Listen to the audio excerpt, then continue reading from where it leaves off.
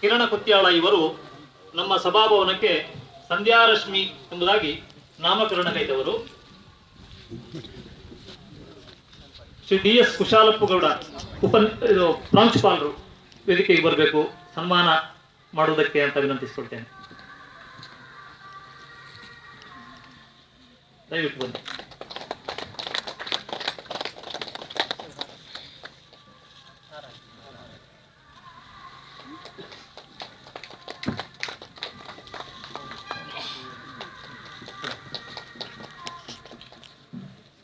ಸಂಧ್ಯಾರಶ್ಮಿ ಸಭಾಂಗಣಕ್ಕೆ ಹೆಸರು ನೀಡಿದಂಥ ಕುತ್ಯಾಳರವರು ಇವತ್ತು ನಮ್ಮ ಮುಂದೆ ಸನ್ಮಾನಗೊಳ್ತಾ ಇದ್ದಾರೆ. ಬಹಳ ಒಂದು ಸಂತೋಷವಾಗ್ತಾ ಇದೆ. ಅವರ ಸಂಧ್ಯಾರಶ್ಮಿ ಹೆಸರು